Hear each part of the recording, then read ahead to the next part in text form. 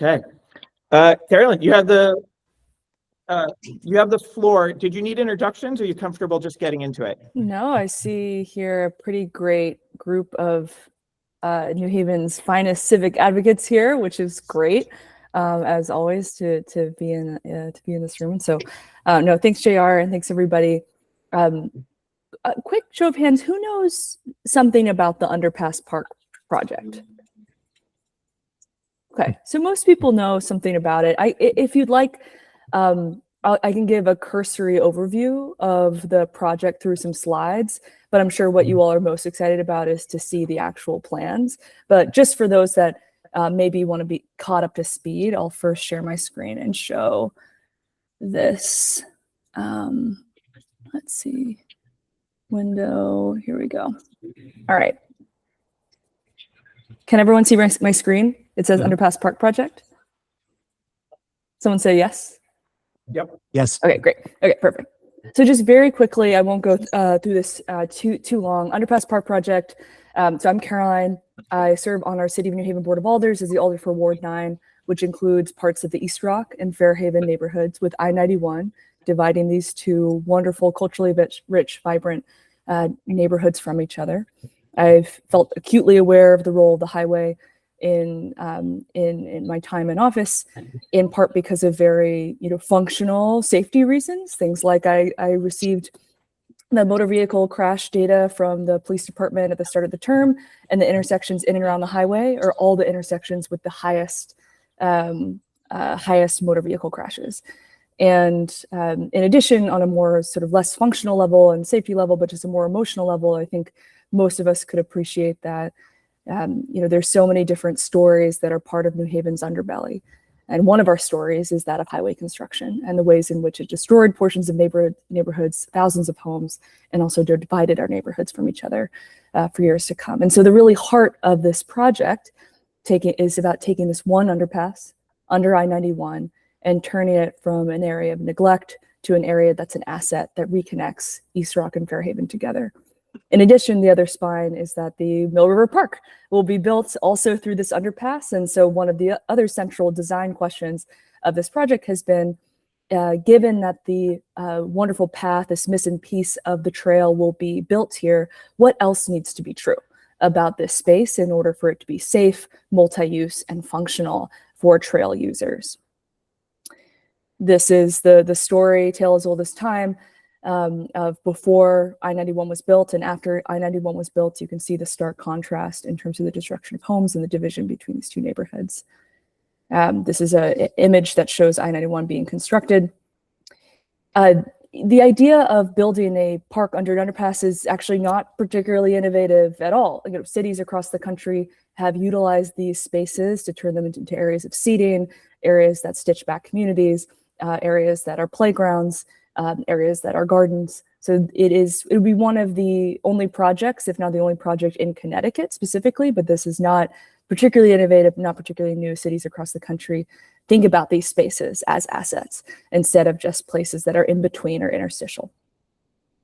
We've been working on this project for a little over 2 years, or a little under 2 years, and we've gotten hundreds of individuals involved. It's been so exciting. Many of you all who have been on this call have been involved. Something that's been very important to us, as you can see in this picture, is engaging young people in the process. We've had many high school students engaged in the process, including right now 2 amazing I-91 Underpass Park interns who are from New Haven Academy. This is the actual site. It's behind Ralph Walker Hockey Rink. Right to the left is Corsair, to the north is Blake Field, and also the Wilbercross Fields. To the south is District, and then also there's U-Haul on the other side, and that the exit right there is the intersection of State and James. And I highlighted this area. This is actually slightly changed. And originally we were really thinking about that bay of the underpass right next to the river and the hockey rink, but Alexis, our designer, has actually expanded to the other side as well, and we'll get into that when we look at the designs. These are the goals and values. A lot of what I've shared. I think the only thing that I haven't shared in these goals and values is engagement of artists. So we've engaged a lot of artists in the process. We've hosted numerous visioning sessions where we had music under the underpass. We've had New Haven Sketchers actually constructed a replica of the underpass that we brought to Fairhaven Day this last Saturday. And so something that's important to us is, in this imaginative process that's going to take years to build, how do we include arts as a part of the expansive imaginatory process? We have a lot of great folks involved. I think the person, who's this guy, JR? I didn't know something about him. But something I want to highlight is Alexis Sablone. Alexis is our architect. She coached the Olympic team in Tokyo for skateboarding, and is also a professional architect, and she's been the designer on the project. In addition, someone that's not named on here is Tool Design. We've brought Tool Design on board to support their traffic engineers, to support on pressure testing Alexis's design from a traffic safety standpoint, both the surrounding streets and also the impact on the actual highway and having construction under the highway. They've worked with departments of transportation in the past, because that's the next step, is once we put out these plans and receive a lot of input, create a second round of plans, then we're going off to DOT and off to engaging with them. And we're excited to build the team such that when we have that conversation with them, because they own the actual property, and obviously they own the highway and manage the highway, that we are able to demonstrate that we've really done our community homework as well as our technical homework as we engage with them. And then lastly, on this slide, we've received some funding, some sort of a catalytic starter funding for this project, including from ARP, which is great. They're very interested in supporting.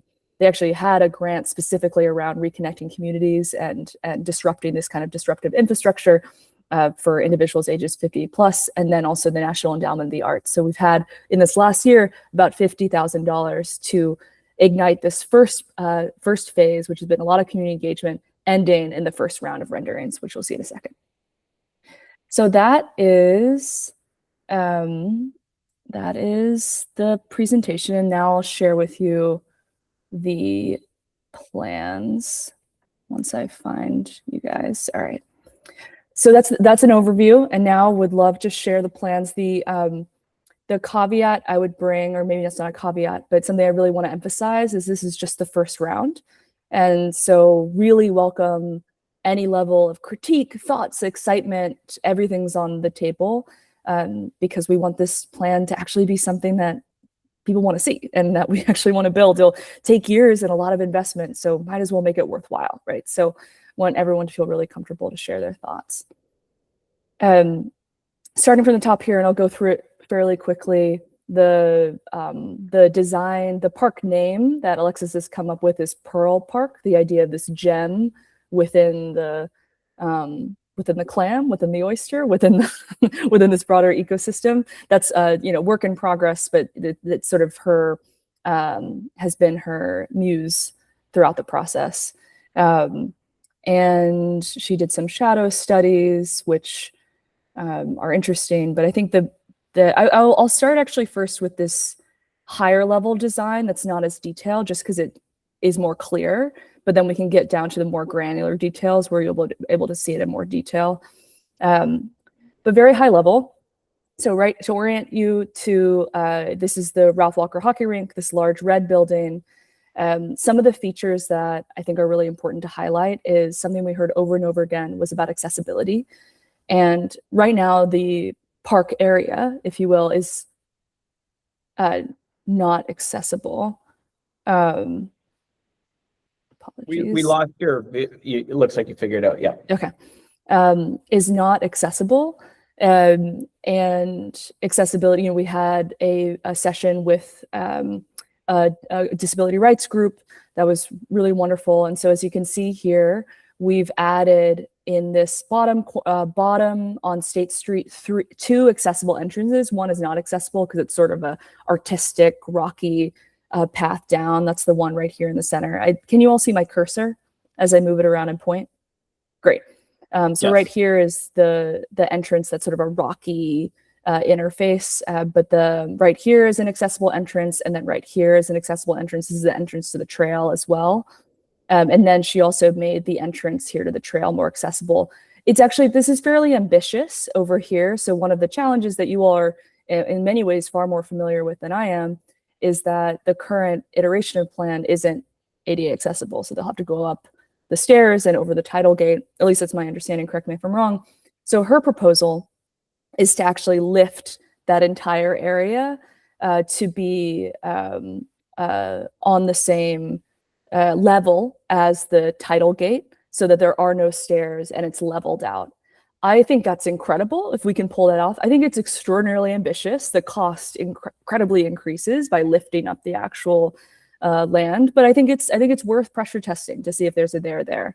But that would make, if we were to do that, that would make not only this entrance accessible, but also it would make this connection of the trail accessible, which right now the plan is not. And maybe there's more cost-effective ways we could do that. Maybe it's leveling a part of it, because as you can see right here, it's combined with a playground feature with slides and all different kinds of sort of playground equipment. And so maybe there's a way for us to level that area, but maybe under-invest in some of those playground accoutrements. So accessibility, big priority. 2 is recreation. So right now with Wilbur Cross, Blake Field, and also Ascent climbing gym, this is becoming sort of a recreational corridor, and of course the hockey rink. And so a lot of recreational ideas have come up, things like a skate plaza right here, a basketball court, pickleball courts, another skate plaza here as well. And so you'll see throughout many different recreational elements that are a direct result of what we heard over and over again from community members.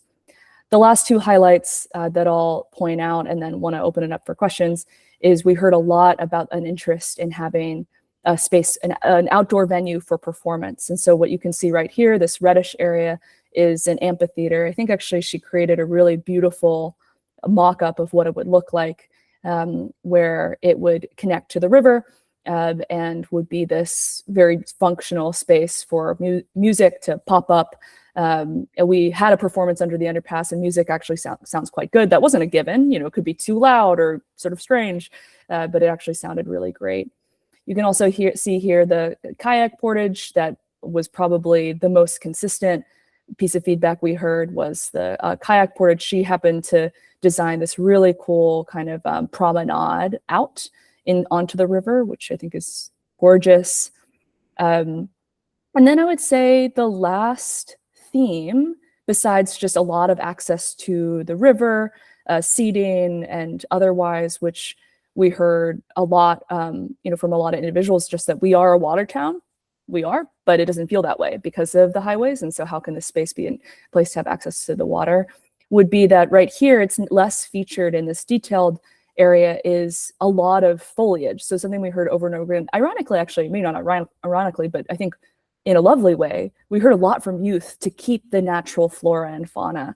And so you'll see in the detailed plans here, a lot of additional trees, keeping a lot of the natural greenery that exists. I mean, some places can't, if it's a basketball court, it shouldn't have, fault lines of green, but keeping a lot of the natural flora and fauna, including right here, is a sort of walking path, flower garden. This is right across from U-Haul and District, which would be the entrance right off the exit, a sort of beautiful entrance of a number of different gorgeous flowers.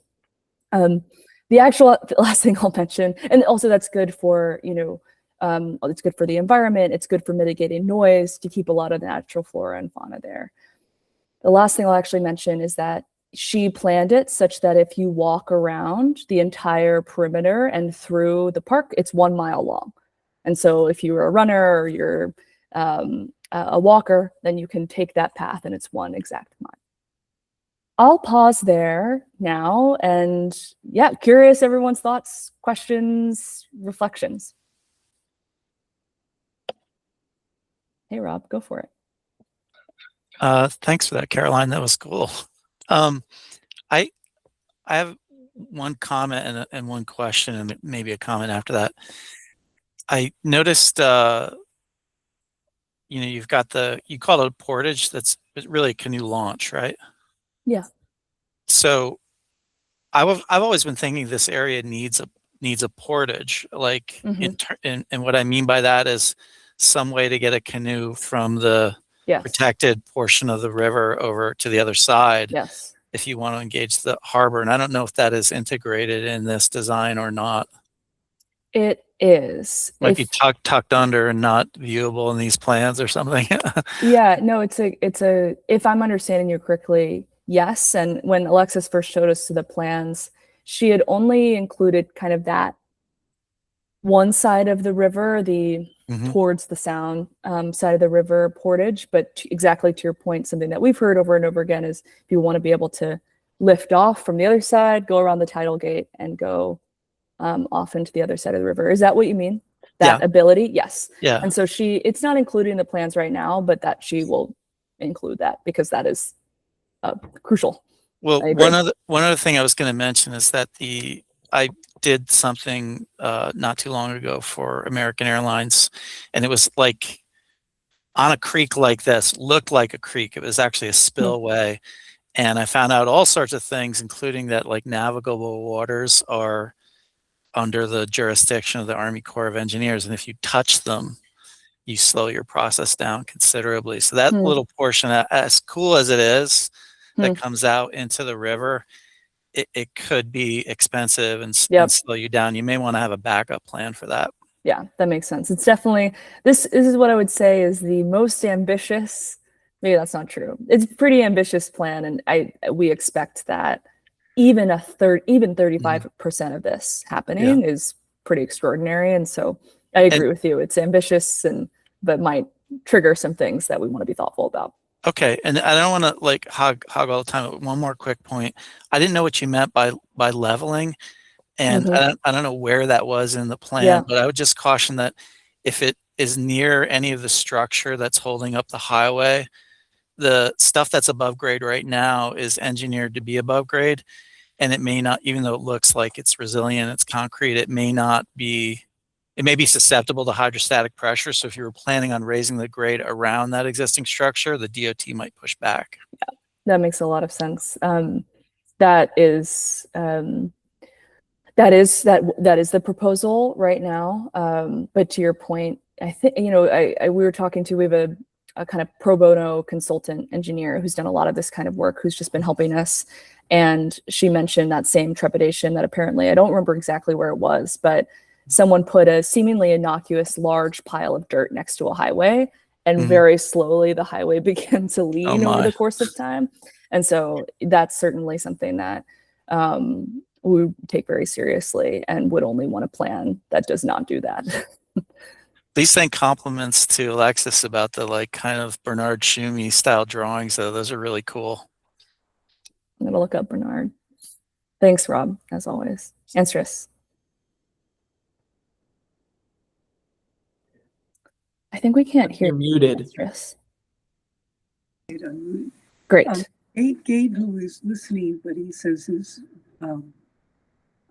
audio isn't working, had told me that the Mill River is considered navigable and under the control of the Army Corps to Grand Avenue Bridge.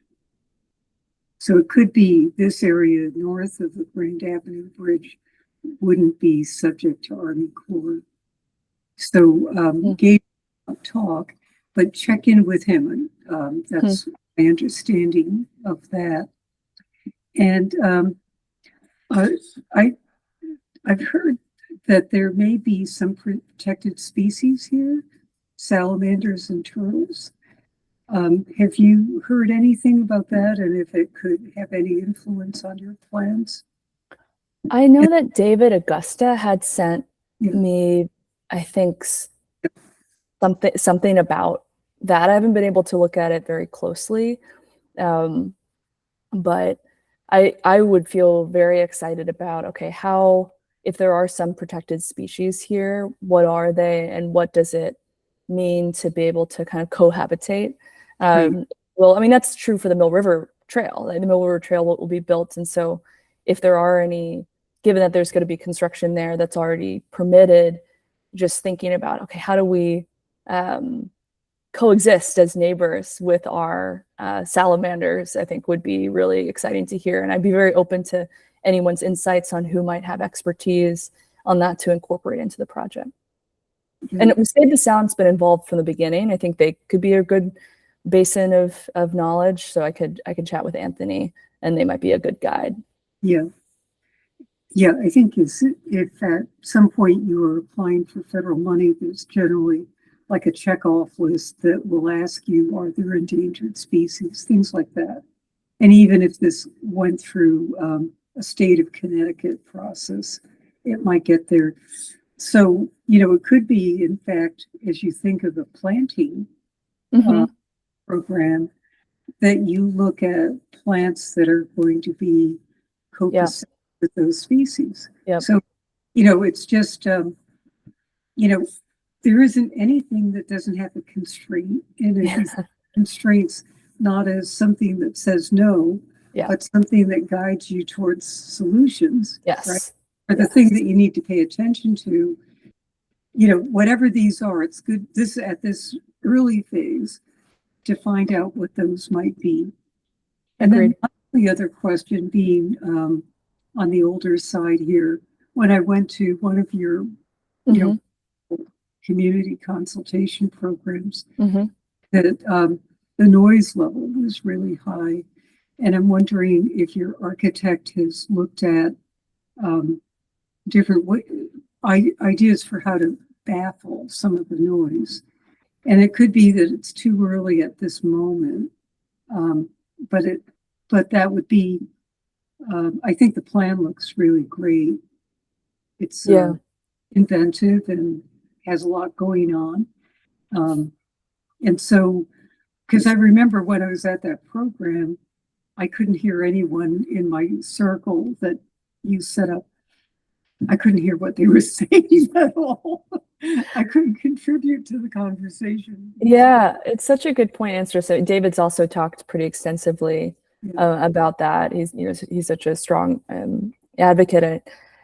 The sound there is interesting because it's not necessarily loud, but the way that noise works is such that you cannot hear somebody who's very close to you, which is very interesting.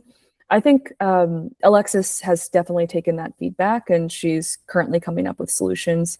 Some of the things that come to mind for me are the intersection of both. How do we make it a place that mitigates both pollution and also mitigates sound issues? So some cities have taken particularly in Latin America, have taken the legs of their underpass, and I'm not exactly sure what the plant is, but it almost looks like ivy, like shrubbery and ivy that wraps around the legs. I doubt it's ivy. I think that would probably be bad for the highway, but that have taken plants and basically wrapped around the legs of the highway, which frankly, if we should probably do everywhere, not just here. But the idea that also reduces just the pollution for the city and the surrounding neighborhoods as a kind of shield, but then also helps to soften the noise. But it's also to say she's coming up with some solutions there, and I actually don't know what they are yet. And but I think it's a great design challenge for her to tackle and for us as a community to tackle. Yeah, I mean, even looking at structural things that could be all season. Let's say if the foliage goes away. That's a good point. If you think of the structure of egg crates, that's often used to soften sound because there's so many different angled surfaces, it doesn't turn into just a hard bounce. So there could be, and I've also wondered, this could also be one of these things that would be enormously expensive and maybe in terms of regulations difficult. But if something could be hung from the underside of the roadway, so whatever, that'd be awesome. It could. I don't know if there's a sound engineer that's in any one circle that could come and take a look at that kind of question. Functionality of the park, even safety. If you can't hear the person next to you, it's important to be able to hear in your environment. But yes, it looks fantastic, and looking forward to next steps. If there's something I can do to help, I'm very happy to. Thank you, Ansris. I appreciate that. And Yeah. the only last point I'd bring up about sound that you just reminded me of is after David shared his thoughts, I reached out to Sally Esposito, who used to be the head of the Department of Disabilities for the City of New Haven, used to be on the Disability Rights Commission, has been such a great supporter of the project. And she has a contact, I believe, at the Yale School of Architecture, of a woman there, I think her name's Julia, who has some expertise around sound and urban design and how to incorporate them. We haven't had the chance to talk to her yet, but it's all just to say, keep the resources coming if there's anyone who has that kind of expertise, as we're building out infrastructure, frankly, across the city, not just here, where we can be more mindful in the design, and I welcome it. Thank you. JR? Yeah, so I was just wondering if you could chart the course for us into the future. What would be the timescales we're looking at? Also, if there's anything in particular that the Mill River volunteers, thinking about the entire trail, can or should do to make your life easier, to make this more successful. Great question, JR. Yes, so the moment in time that we're in is we have a series of visioning sessions throughout the spring, one at Atwater Senior Center, one at the New Haven Free Public Library, and then the last one, and then a kayak tour with Kingfisher, and then the last one's at Ralph Walker Hockey Rink. And so we have 4 of these sessions. I can send them to the group afterward. And so spreading the word about those sessions so that more neighbors know that this is happening and can share their reflections is great. So that's next phase 1. And then phase 2 is our Caroline, hope. sorry to interrupt, Yeah. but on the subject of spreading the word, Yeah. quite often the NHI publishes after the fact stuff, and they, it might be good to do a lead up story. They get a twofer, but like get something out there a week or two before a big thing happens. Yeah, that sounds great. That's a good point, Rob. After that, so the hope is then by the end of the summer, or by the end of these sessions, obviously the feedback can keep on coming after that. This is a long process, so people can give feedback later as well. But the hope is that by the end of this, we have a fairly good set of these are our next deliverables or our next edits for the plans based on all the community feedback that we received, such that Alexis can then put pen to paper again and create a second round, concurrently working with tool design to be able to pressure test the plans from more of a technical perspective. In addition, we'll be doing a bit of a roadshow with City Department's roadshow within the building at 165 Church, which a lot have been engaged, but to specifically sit down with City Plan, with Parks Department, and with engineering to get their reflections, potentially all in one meeting. And then the goal after that is if we have, pressure tested designed by the community, pressure tested by a traffic engineer, pressure tested by the city, then we approach Connecticut DOT collectively and showcase the designs that will look different than the ones you see now. If we've done our job right, then they look different, and pitch them on why we should be permitted to do this. My expectation is that they might say no at the beginning, and then we'll iterate the plans, or they'll say no to this piece, or we're not sure about this piece, and then we'll iterate over the course of time. Those processes take a long time. But once we confirm with Connecticut DOT this is what they could feel comfortable with, then it's about raising the funds to be able to build it.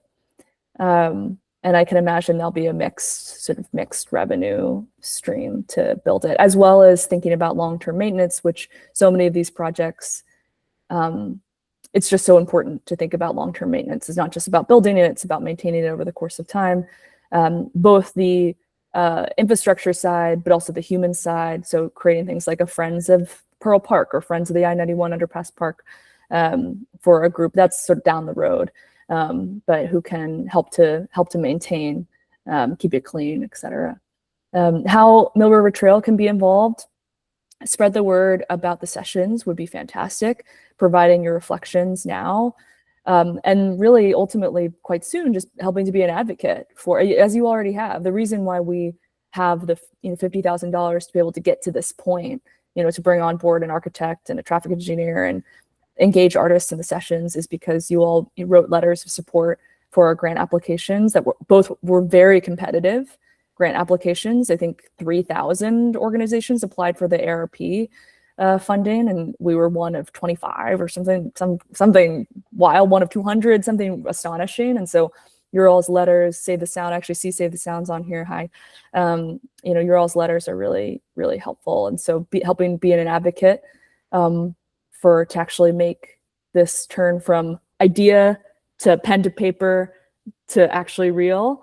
And through that, 2 to 5 year process. Like it's going to take a long time, if not longer. It just takes a long time to do these kinds of things. So your advocacy along the way would be great. I see Kevin has a hand up. So going back to maintenance, who do you see as having lead there? It's a good question. Different parks have done different things. The state could maintain it, but it's probably the city in partnership with a friends group. So modeling off of the Friends of East Rock Park model. I mean, there's also private maintenance too. The idea that the park sets up a conservancy or a mini foundation or a mini 501c3 that maintains it is also on the table. I'm most interested in just seeing the models that work, that reduce as much sort of capacity on the city as possible. And I'm very open to what models work best with this size of park. Like conservancies are often larger, but then the New Haven Green has a conservancy and it's about as big. The Green's probably a little bit bigger, probably quite a bit bigger, but so very open to different models, but thinking some kind of mixed model, likely not the state, although open to it, probably city friends.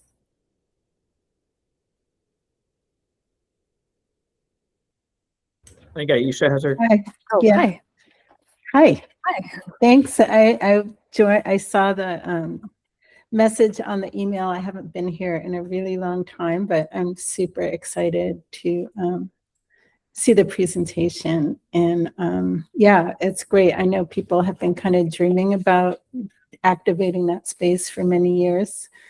So it's really great to see the progress. And yeah, I think I had one, and you may have already, your designer may already be considering this, but there's some pretty big outfalls from the highway above. Mm-hmm. So when it rains, there's like waterfalls that come down in the space. So it might be, you might want to think about how that's sort of treated, whether you have rain gardens under the outfalls.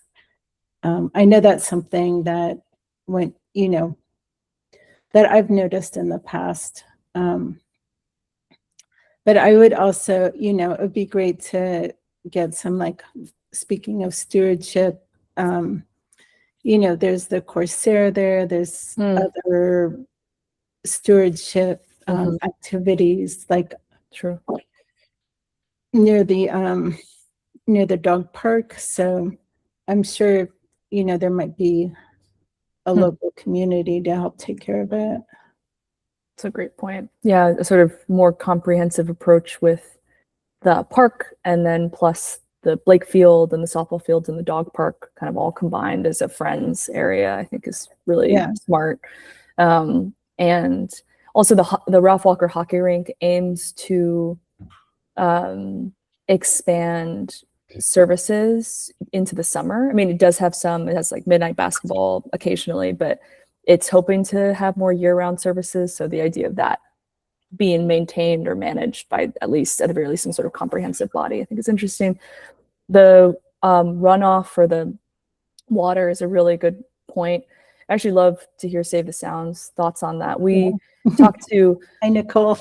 Hey, Nicole. Yeah, Anthony and I talked, I think JR, you're maybe part of that conversation at this point, a year and a half ago about that issue. And at the time, I don't want to speak for Save the Sound, but I remember he was talking about maybe being a part of a accelerator program around innovations. Like, how do we support innovative design? Because that's an issue here, but that's an issue everywhere. I mean, the fact that highways have this horrible water that goes right into our river is just an issue we should solve. And it would also mitigate the problems with the park, but it's more just a concerning issue for all our waterways. And so I would love, my dream would be that the I-91 Underpass Park project is a pilot for innovative solutions to this citywide / nationwide issue, and something that where we can pressure test it to then be able to scale it across the city, because it's an issue everywhere. But Nicole, curious your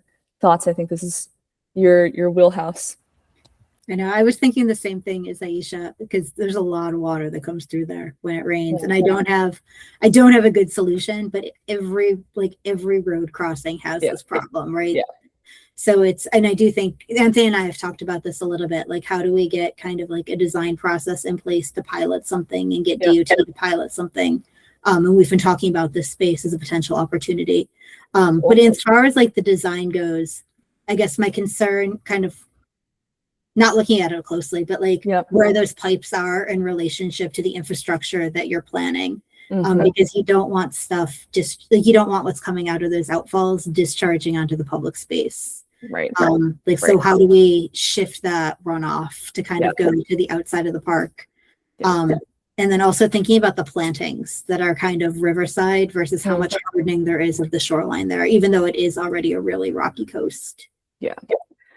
Such a good point. I mean, it makes me think two things. One, having a meeting with Save the Sound, Tool, Alexis advisory committee would be great. So just at the very least, even if it's not rigorous to start, just a traffic engineer, Save the Sound's expertise, and then Alexis kind of in the same room to talk through. All right, we could even go down there and see where the pipes are and how does that inform. And I think she perhaps has informed, but I don't know as rigorous as it could. And so I think some support in and expertise to be a force multiplier for her expertise would be great, if you all would be open to that. Yeah, we would definitely be open to that. And I'd like to, the plan set looks awesome, especially as like a starting point and a concept design. But I'd like to be able to like look at it in more detail, because it looked like there might have been the pipes on the design set, but it was hard to tell on the small screen. Yeah. Cool. But yeah, we'd be happy to be a thought process or a thought partner going through that, because Awesome. I'm a big fan of put together like the big dream picture. Yes. Cool. Awesome. Thank you. Okay. Any other questions, thoughts? This has been great. Very generous, helpful. Great. Okay. Great. Well, thank you for all your work on this. It's tremendous, and it's been such a pleasure to see different projects in coordination and related to the longer trail vision. So, thank you for taking the time to talk to this group and share what you've been working on. Hopefully we can support as it moves along. Yeah. Awesome. Thanks, Shara. Thanks, everybody. Appreciate what you all do. Okay. Thank you. So if I know we're sort of gone long on time, so hope we can wrap up quickly, but I just thought we could do a quick round of any updates of significance related to the trail in general, and then close out the meeting. So maybe Ron, would you go first? Anything that you've been following, or anybody else? Yep. The Representative Policy Board had the public hearing at the end of April on the change of the land use plan, which would give us approval to put in the trail from Dixwell Avenue to South New Road. So the public hearing's closed, and they're going to make the decision sometime mid-May. So once we get the approval for that, we already have the Health Department recreation permit, so we just need to sign a memorandum of understanding with the Water Authority about, quarterly inspection and picking up trash and all that stuff. So we're moving forward on that. Great. Good update. Does anyone else have trail related updates they wanted to share? Super quick. We have we just started doing a long-term stewardship and maintenance training with Emerge using the New Haven or the Haven Exchange piece as kind of like a learning laboratory. So we've started having them out there once a week over the next 6 weeks, and then hopefully we're going to walk up the trail and do a little bit more beyond that. But the idea is that they'll now be a resource that has some more in-depth knowledge on the trail and green infrastructure. And then also, I'm saying it out loud, Jared, I'll follow up with you later. I have an elementary school group that wants to do a planting along the river, and I thought that there might be a spot on the trail for them to do something. Not to put more work on you, but the Haven Exchange Street site has a lot of needles right now, so it didn't seem like a good place to plant with little kids. Yeah, there's a few challenging spots. Other updates? I've just a couple. So, I'm behind in starting our weekly volunteering. So that's, I want to, if there's preferences, I think right now the potential days are Monday after work or Wednesday after work. If you are thinking of volunteering and you want to put your preference in the chat, that can help us to figure out where to start with our weekly volunteering. I know that, so Fatima could not make it from the city, but said that she thinks they have maybe selected the construction contractor for the section between District and Blake Field. For north of Blake Field, they are reviewing the designs. They're working on funding for ADA accessibility of a trail in College Woods from Orange Street because of the steep grade there. And they are, yep, and that's about it. So you've got the long-awaited behind district that connects to this underpass is moving. And we'll do the volunteer days, and URI has been, I've sent in the thing. They're starting training in the next week or so. So there'll be a URI intern to support the weekly volunteer days. So those are my updates. In one last one is I am working on some changing some of the email and event posting infrastructure, so it'll be easier for people to join. And so I'll be sharing that with a link to everyone in the near future. So be on the lookout for that. Is there anything else? Otherwise, it's been kind of long for a check-in, but fruitful and interesting to see all that was there. Was there anything else for the good of the order before we depart?